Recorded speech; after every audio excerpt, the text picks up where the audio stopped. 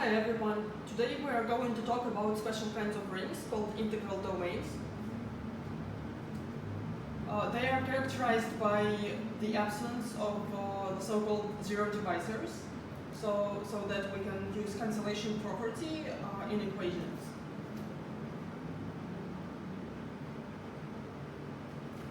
We say that a non-zero element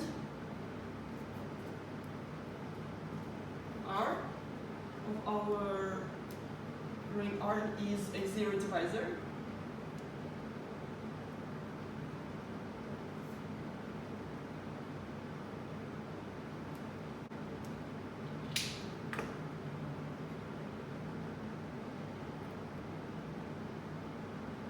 If there exists another non-zero element S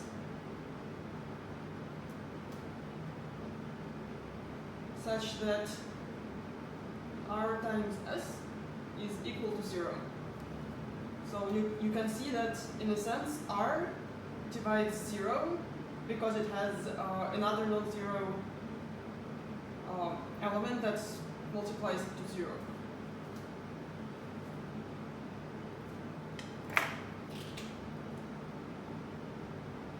For example, in Z mod 6Z, we have that 2 times 3 is equal to 0. In your homework, you have encountered a particularly malicious zero divisor called a nilpotent.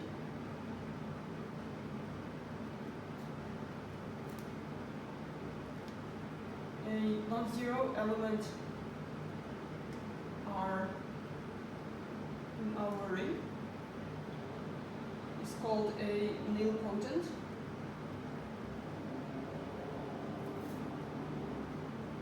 If there exists a positive power n such that R to the n is equal to 0.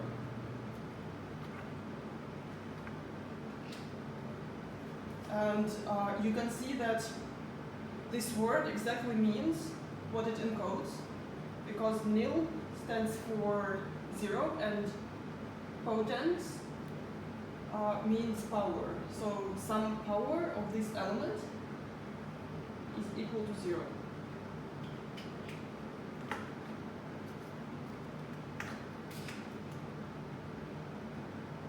And examples are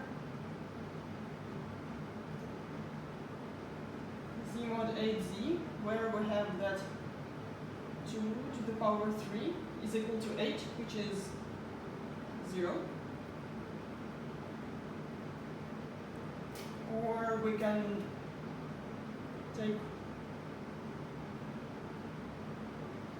any non-zero polynomial ring and quotient it out by x to the power n. And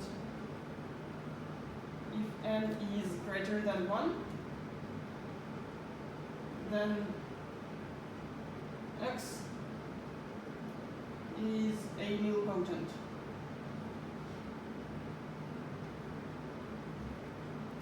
Because x to the power n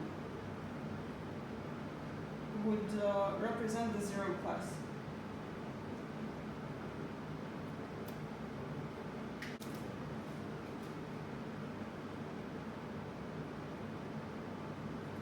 And we say that a ring R is an integral domain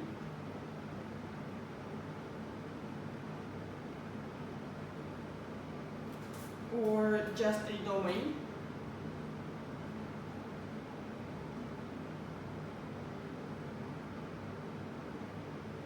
if it has no zero divisors.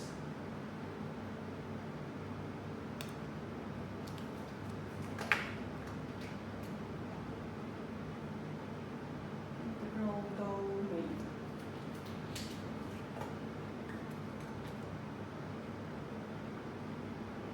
equivalently, if for any pair of elements A and B inside R, if their product is equal to 0, then one of them must be 0 itself. Either A is equal to 0 or B is equal to 0.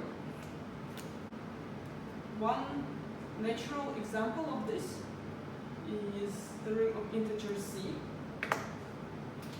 Another example which we would have to prove, so it is example slash proposition, is that every field is an integral domain. Every field F is an integral domain, which means that it does not have any zero divisors. Proof?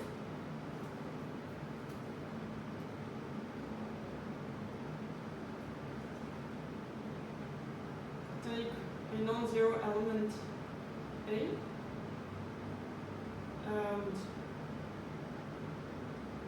assume that there exists an element B such that AB is equal to 0. We know that for every non-zero element in the field, there exists an inverse. So we multiply both sides by A inverse. A minus 1 times A times B is equal to A inverse times 0, which is 0. And observe that A inverse times A is 1. So we have that 1 times B, which is just B, is equal to 0. So the definition is satisfied, and so the field F is an integral domain. There is another example slash proposition.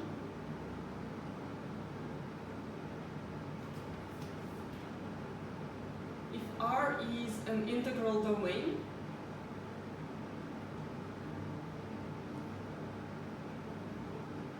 then the ring of polynomials also is an integral domain. Is a domain 2.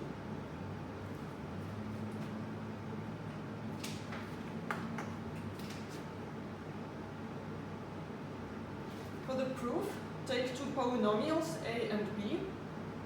A is equal to an to the xn plus lower degree terms. B is bm times xm plus some lower degree terms. And assume that an and bm are their leading coefficients, so both an and bm are non-zero.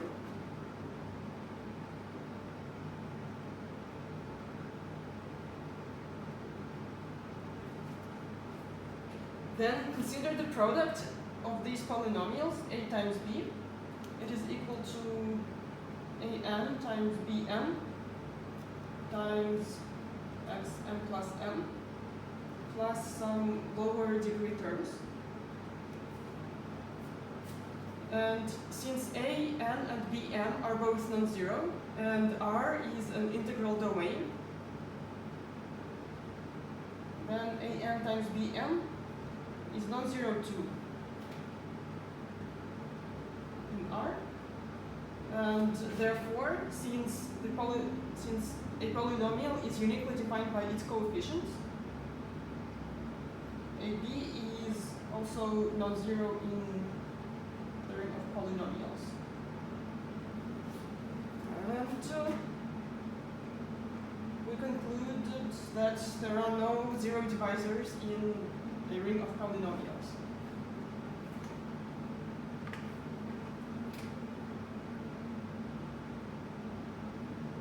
There are also some non-examples.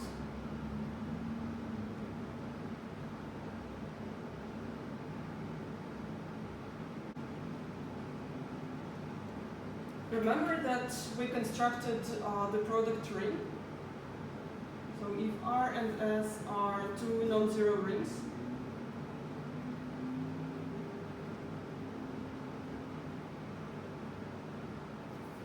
then R cross S is not a domain.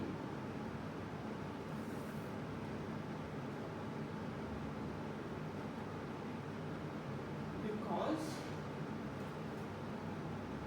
I can show you two zero divisors, 1, 0 and 0, 1. When you multiply them together, you get the zero element.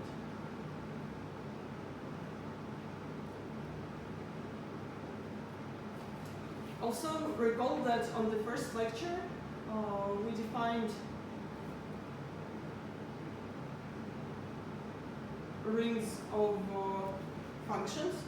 For example, the ring of continuous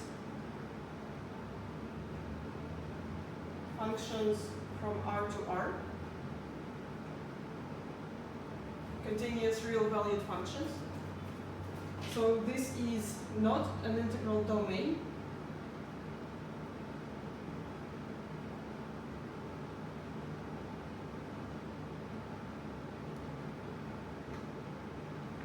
Because we can take two functions, f is defined as 0 everywhere, except from 0 to 2, it gets a spike, and then it is 0 everywhere else. So this is 0. And similarly define G, which is 0 everywhere, except, let's say, from 3 to 5, it has a spike. So it's they jump over 1 and over 4. Then when we multiply these two functions, we get a function which is 0 everywhere, because over the interval from 0 to 2, we're multiplying a non-zero number with 0, and we get 0 from 0 to 2, and similarly from 3 to 5, we multiply something with 0 over here. And for every other value over both, for each other point, the value of both functions will be equal to 0, and the product of 0 is equal to 0. So f times g is the function which is 0 everywhere.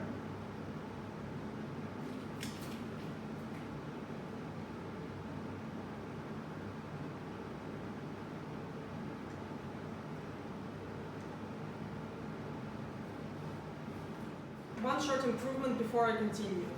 I want our integral domains to be non-zero. This is why I did not give the zero ring as an example of an integral domain. As for further examples, we can also ask a question: when are quotient rings integral domains?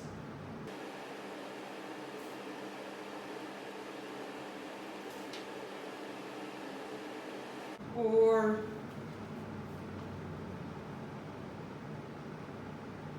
when an ideal I inside R defines or corresponds to a domain R1I.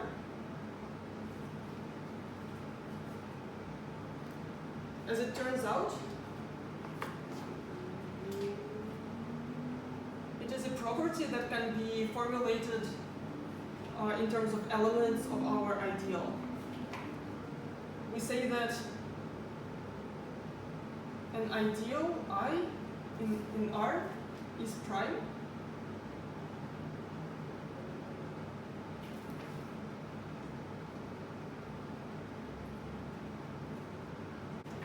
if I is not equal to the whole R and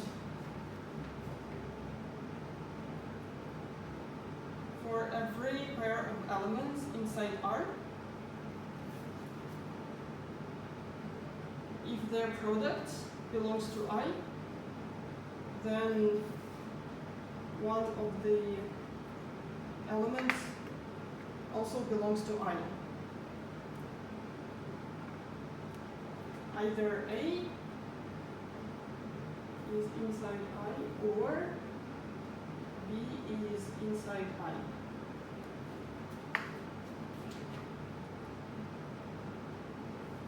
You see that this is very similar expression to this one down here.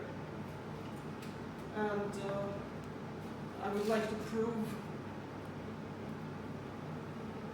that this is indeed the desired property of an ideal to define an integral domain.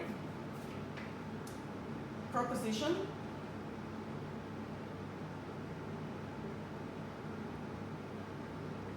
An ideal I inside R is prime.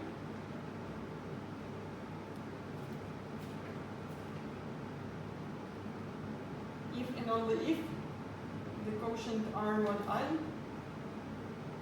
is an integral domain.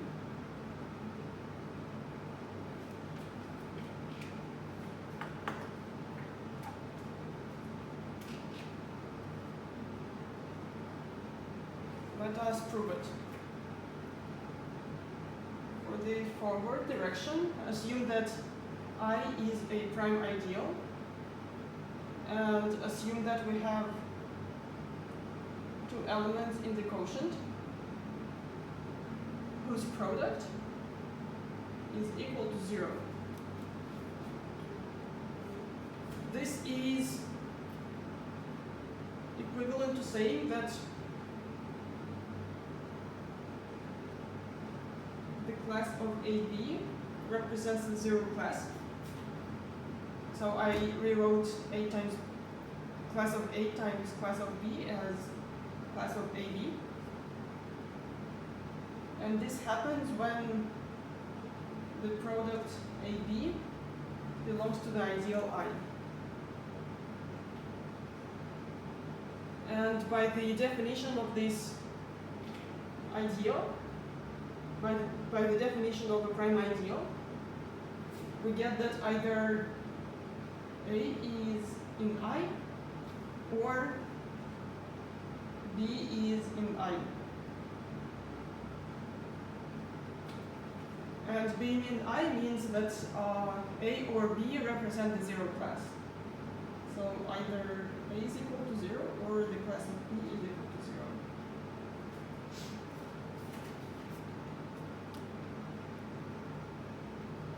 In the other direction, assume that R mod I is an integral domain. Then consider a product of elements inside the ideal I. It is equivalent to saying that their product represents the 0 class in the quotient, and we can rewrite it as A times B, like this. And since we assume that R mod I is an integral domain, by definition, either A is equal to 0 or B is equal to 0. Which is equivalent to saying that either A or B are in I. A or B belong to I. And this is what we wanted to prove.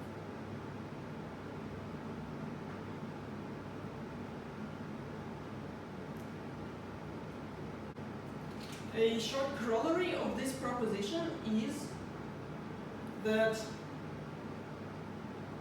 0 inside R is a prime ideal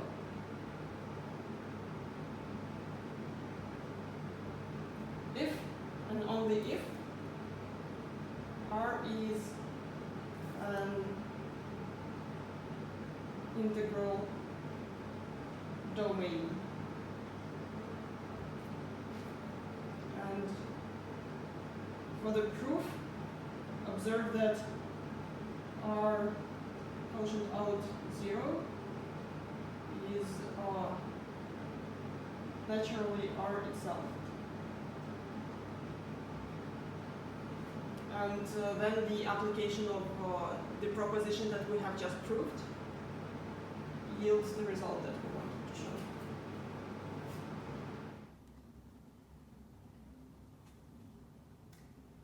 Recall from the last lecture that we said that an ideal, now I'm going to denote it by M, like Gothic M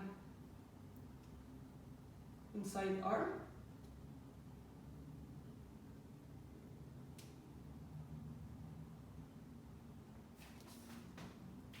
Is maximal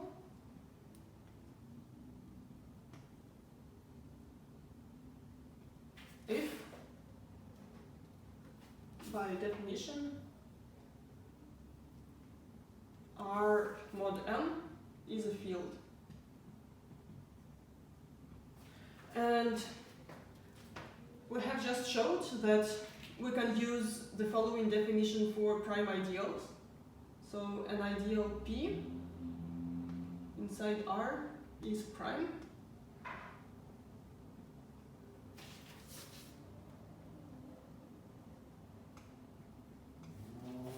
if and only if R mod P is an integral domain.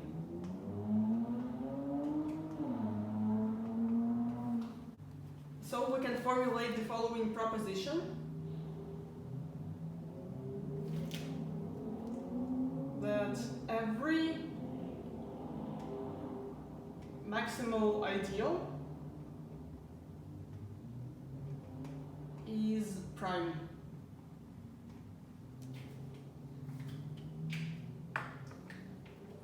Let us prove it. So take a maximal ideal M inside R, maximal ideal. It means that R mod M is a field.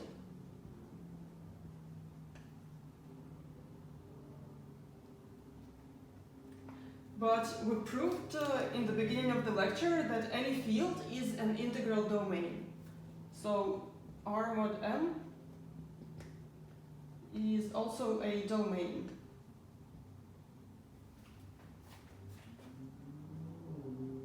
Which is the same as saying that M was a prime ideal.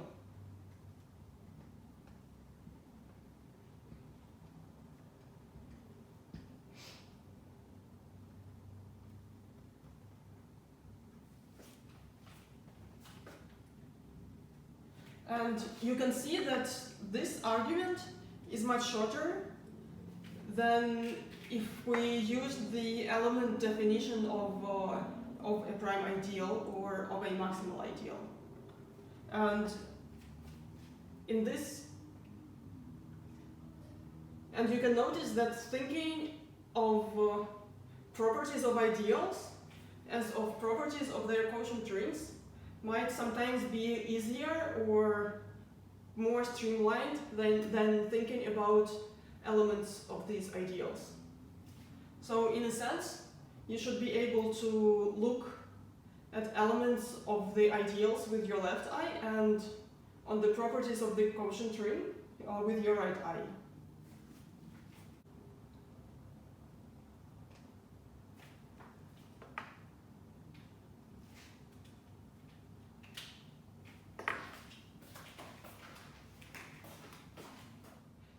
I have just used the fact that every field is an integral domain, and you can ask, what about the converse? It is not true in general, but there are situations when it is. For example,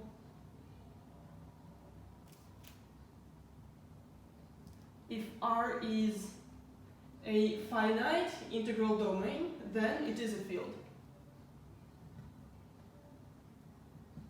Finite domain, then R is a field. So the set of elements of R should be finite.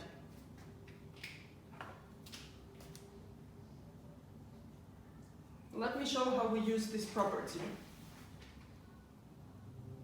Take an element A in R without the zero element, and we want to find an inverse for A. Define a group homomorphism, or it's not even relevant here, although it will be a group homomorphism. We define a map mu sub A from R to R, which takes an element R and sends it to the product of A and R.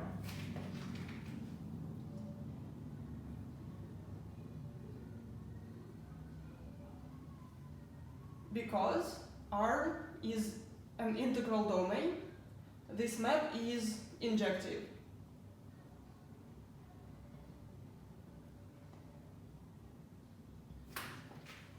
Why is that? Assume that AR is equal to AS. By moving AS to the left side, we can say that AR minus AS is 0.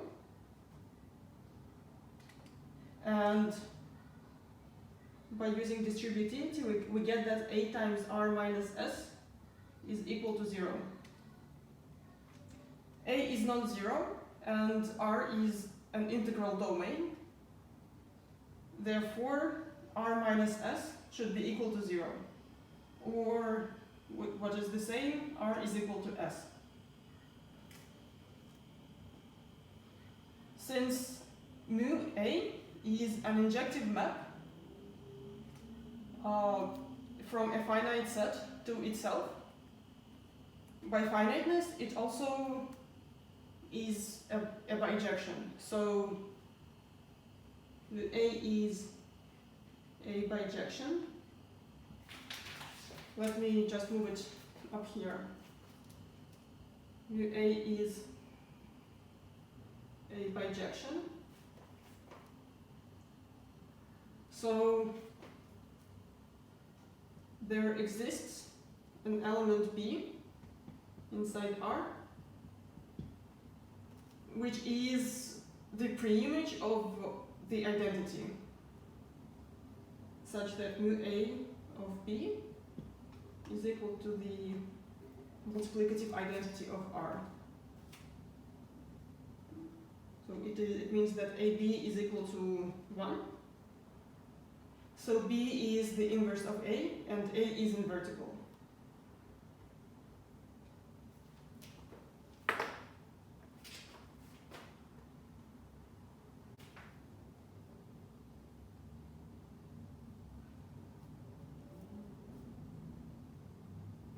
Let us take our favorite ring Z and consider inside it an ideal generated by N. Then let us look at the quotient Z mod N.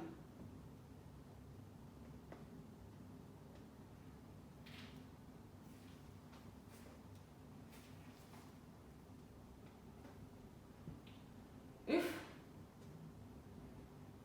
N is a prime number, then Z mod NZ is a domain.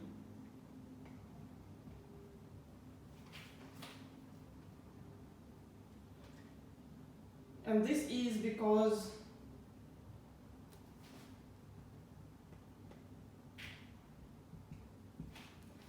if we find two elements A times B, which are equal to our prime number n,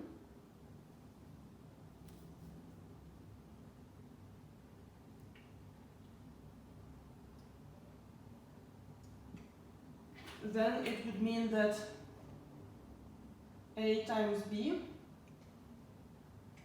is equal to n times k. So n here represents the 0 element. So this means that A times B is equal to n times k in Z. And since n is prime, and it divides A times B, it should divide either A or B.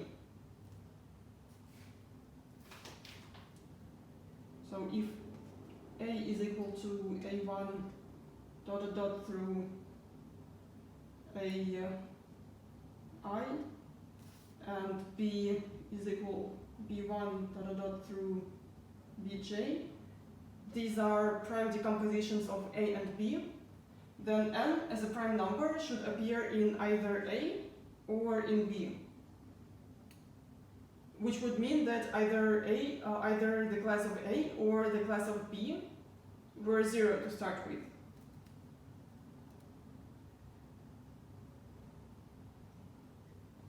B here or B here. So this means that Z mod NZ is a domain, and it is finite. So in fact, we have just proved that Z modulo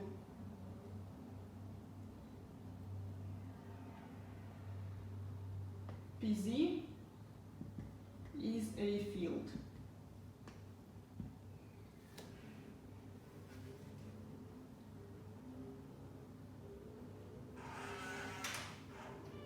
And therefore, the ideal generated by n, if n is prime, is a maximal ideal.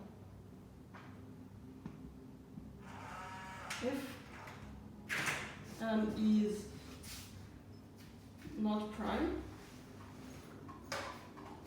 then you can decompose it as a product of two numbers which are smaller than n.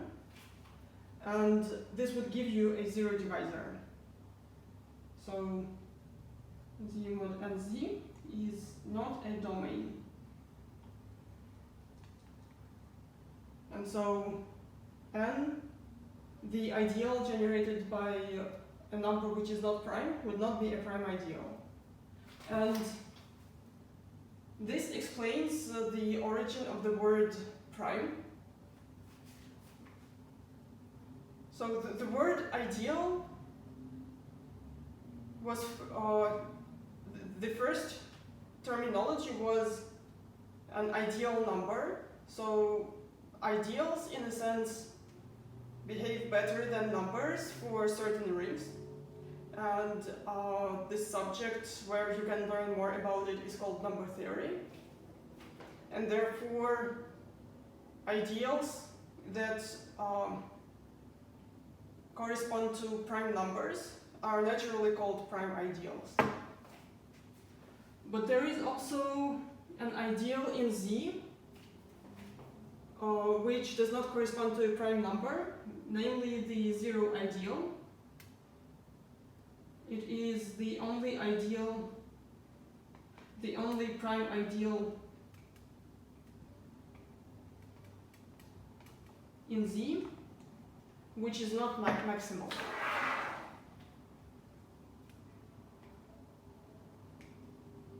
Which is not maximal. Let me show you two beautiful examples of ideals that come from geometry. The first one is, recall that we worked with recall that we introduced rings of functions on the real line R. So for example, let us take now the ring of continuous function.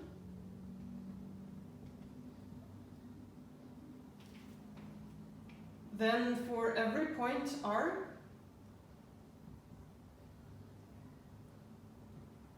we can associate an ideal M sub R defined as functions f, continuous functions f, which vanish at this point R.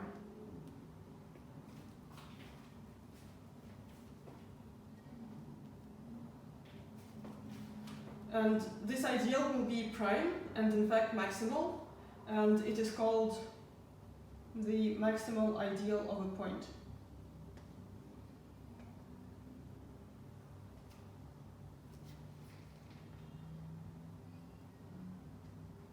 And this point here is this point R.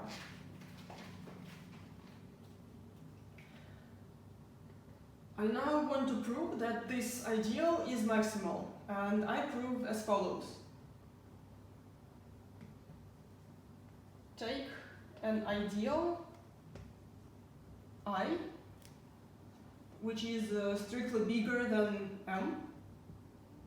M sub R is contained in I, but not equal to it.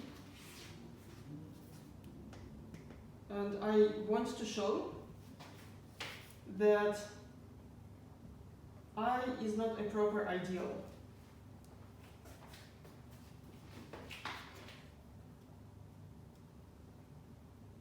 So first, let us take some element G inside I, but such that G does not vanish at the point R. We can assume without loss of generality,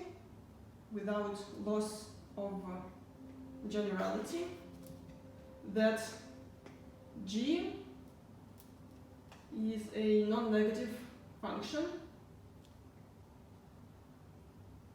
by possibly taking its square.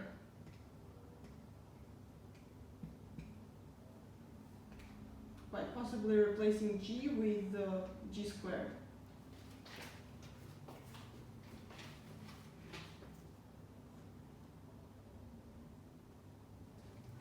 We can also assume that G is strictly greater than 0 on the line segment R minus 2 epsilon to R plus 2 epsilon, and is equal to 0 everywhere else. And you can do this by possibly multiplying G with a function which looks like some sort of jump or a hike around R. So let's say that G looked like this.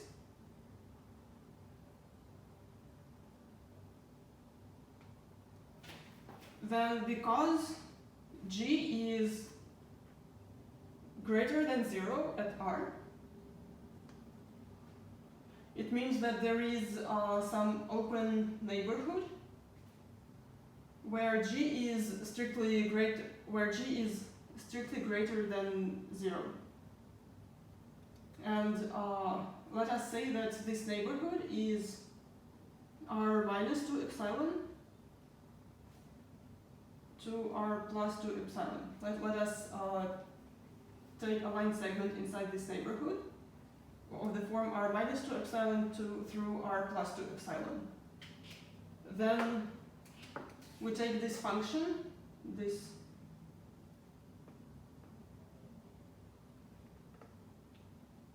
bump function, which is 0 outside of this line segment, and let's say inside this line segment it consists of a linear function that goes from 0 to 1 and from 1 to 0 on these two sides, on the two sides of R. And then if we multiply g with this function, then we essentially kill all the parts outside of this neighborhood.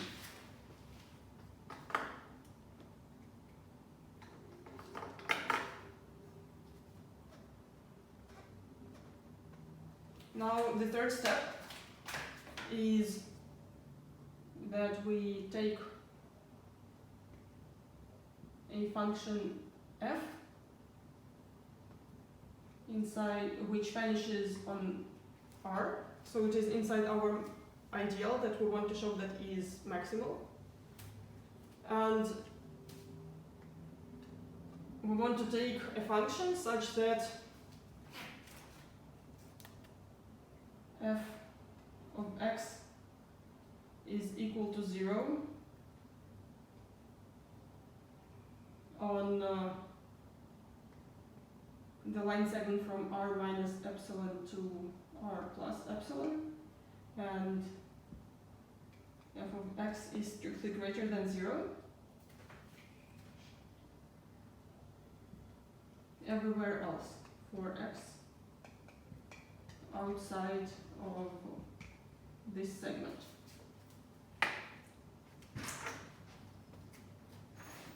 Then the function f plus g is a function that does not vanish everywhere, and in fact it is strictly greater than 0 everywhere. So it in particular does not vanish, and it means that we can find a multiplicative inverse of this function by taking pointwise inverse of its values. So there exists h such that h of x is equal to f of x plus g of x inverse. This function is still linear.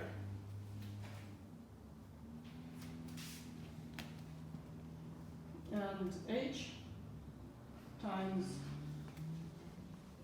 f plus g is equal to the function which is 1 everywhere, so it is the multiplicative identity of our ring C0 of R. And so let us follow our logic here. We took an element G inside an ideal, we modified it, but it still belongs to the ideal because we multiplied G by an element, and G was in an ideal, so it stays inside. Then we added another element from the ideal, and we got f plus g, and when we multiply an element of an ideal by some other element, which we remain in the ideal. So we proved that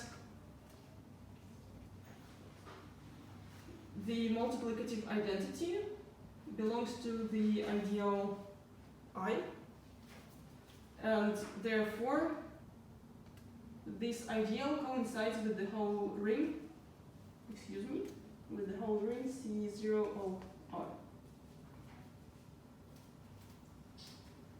Which means that MR is a maximal ideal because there are no other proper ideals that contain MR. For the next example, we are returning to the world of polynomials, and we take an ideal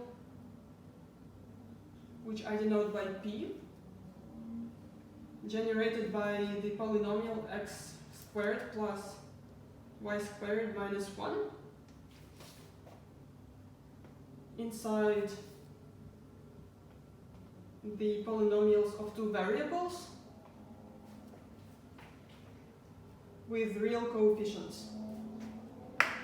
And let me denote this polynomial as by f of x comma y.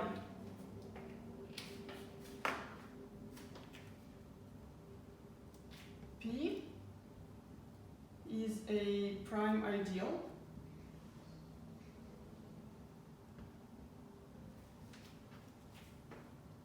and I'm going to present a proof by picture, which should not be taken too seriously, but I hope that it gives you an example of why I call this, I hope it gives you an idea why I call this example geometric. Let us consider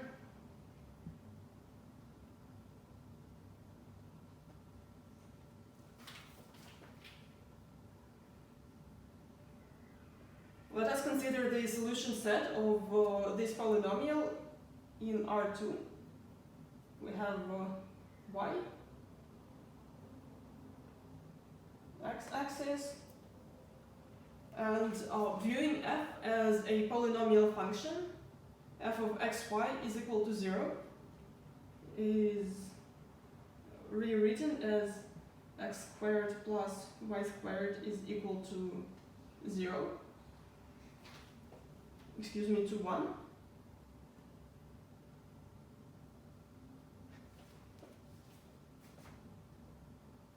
The solution set to this equation is the unit circle.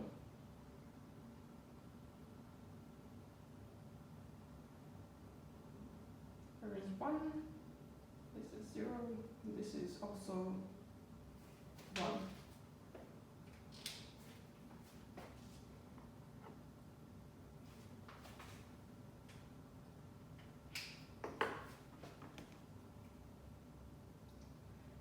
If we assume that f can be written as a product of two functions,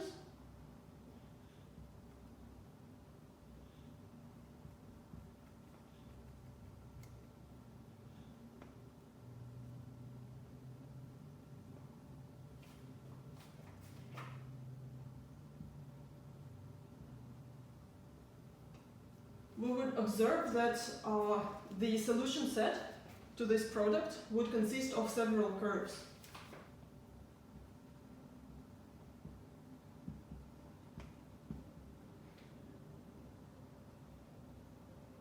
GH equal to 0.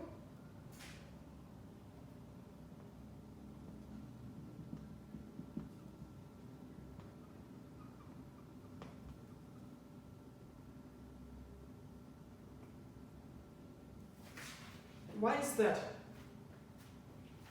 Let us take the solution set to G equal to 0. It defines a curve.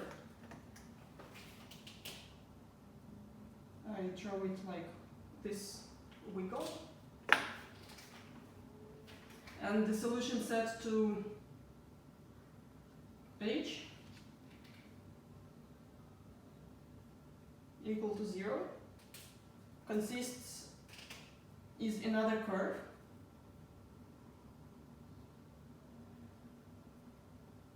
For example, like this. But we see that our circle is just one curve. We can draw it with one marker. And therefore, we cannot decompose this function, this polynomial function, into a product of polynomial functions.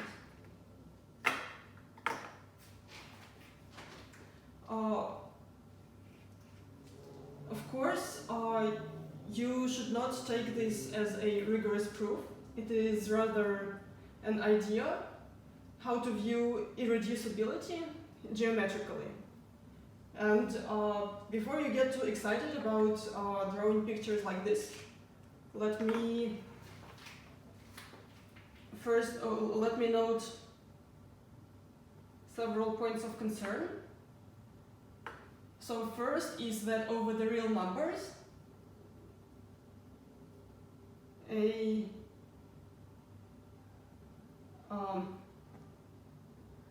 even a non-constant polynomial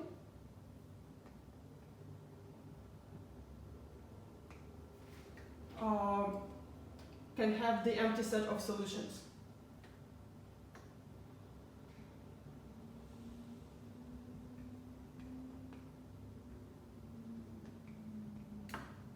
So that is why many mathematicians prefer to work with complex numbers instead of real numbers, because polynomials are better over algebraically closed fields. And another point of concern is that, again, over real numbers, we can consider a slightly different polynomial f of x comma y is equal to x squared minus y squared minus 1. And this polynomial defines a hyperbola like this. And it has two lines, but it is still an irreducible polynomial and defines a prime ideal.